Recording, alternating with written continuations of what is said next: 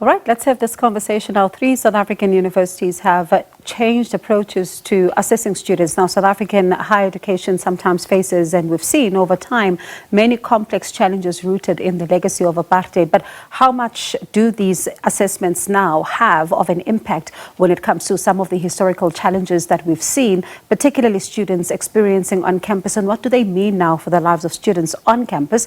We've asked Stellenbosch University Associate Professor in Health Professions Education, Simone Titus, and Oxford University Department of Education Senior Lecturer and Early Career Researcher Danica to help us unpack the new approach and how it aims to address the challenges of students' unpreparedness, especially when you look at how they're getting into the space right now. So thank you so much to you both for your time. I'll start with you, Simone. What are the key shifts that you've observed in the assessment policies at these 3 universities?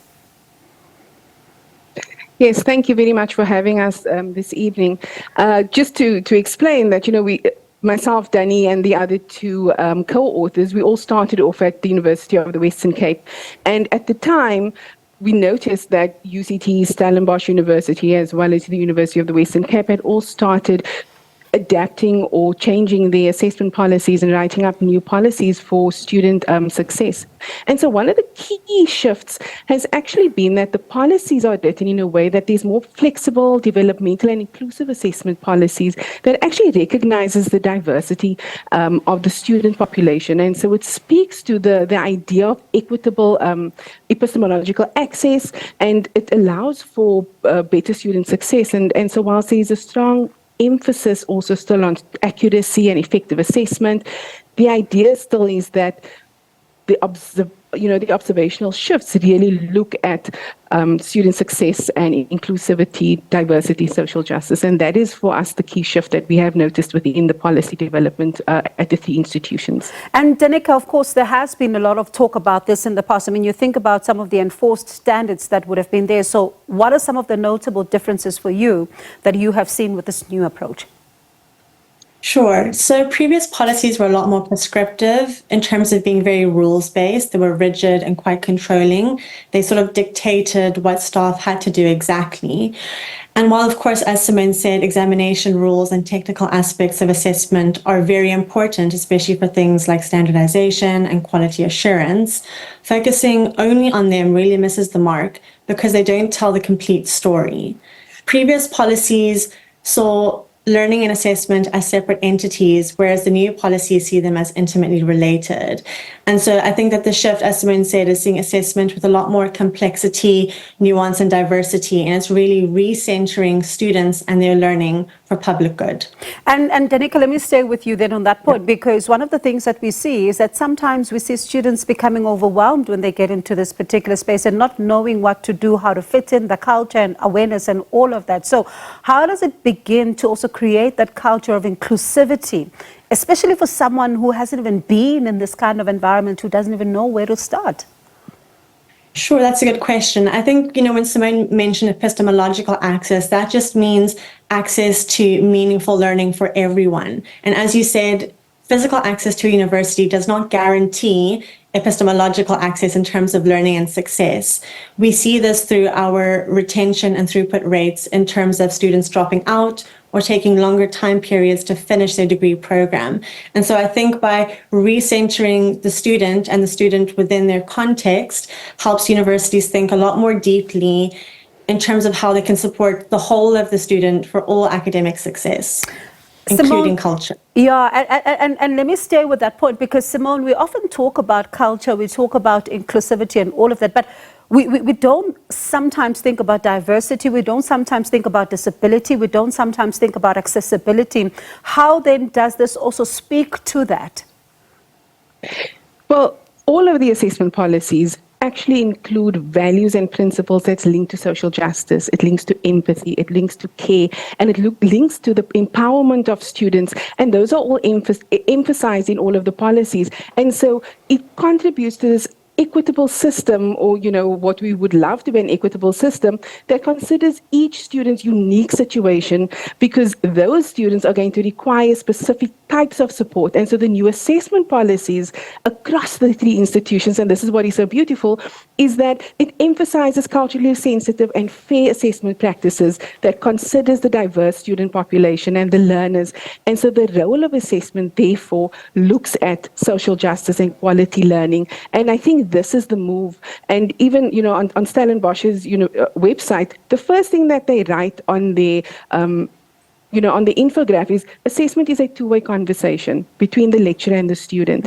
And so it is about this conversation where we are starting to humanize the environment, taking into account the socio-historical political context in which the student comes from. And Simone, let me stay with that point because it is quite important. This conversation is something we cannot take for granted because it also makes the other party, and this is the student in this case, feel seen and heard, and actually, their concerns or even whatever they have to put across is taken into consideration.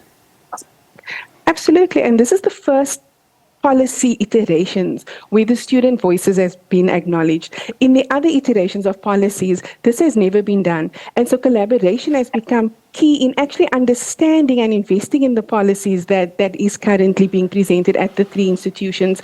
And they cannot be developed in isolation. Students' voices have to be heard. And in the instance of UCT, for example, they engage with students through focus group discussions to develop their policies. UWC had roadshows that went across their faculties where the draft policy was presented across the faculty to students and staff so that feedback could be attained from both students and staff. And so there's been a lot of transparency in the development of these policies, and student voices have been crucial in the development of all the policies across the three institutions. And Danica, for you then, how important will monitoring be in this instance? Because we sometimes do see great plans being implemented, but sometimes cracks, do appear as far as monitoring is concerned.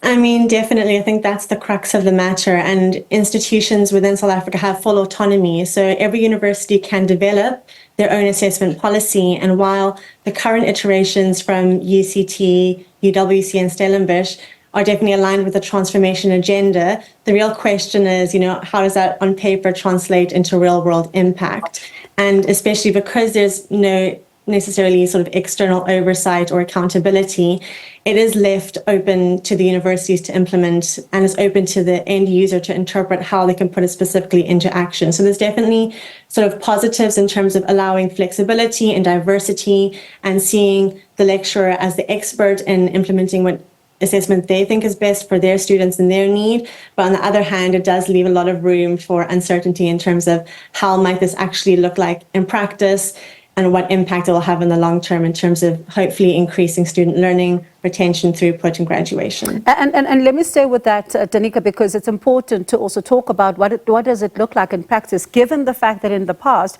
we've also seen some fees must fall protests and certain things that are raised in that particular context, and how some of the anxieties then begin to build among students. So in your own way of envisioning it, how does it work?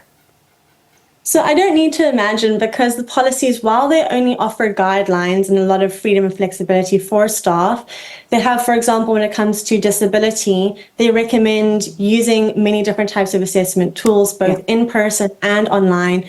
They recommend providing additional time for students who need it, providing additional assessment opportunities, and providing alternative assessment tasks according to student learning needs. So basically, we're looking for diverse practices that are best aligned with student learning needs. Well, thank you so much for having this all-important conversation with us. I could talk to both of you all night. These are important issues, and you're getting us thinking here this evening. Thank you so much for your time. That was Stellenbosch University Associate Professor in Health Professions Education, Simone Titus, and Oxford University Department of Education Senior Lecturer and Early Career Researcher, Danica Sims.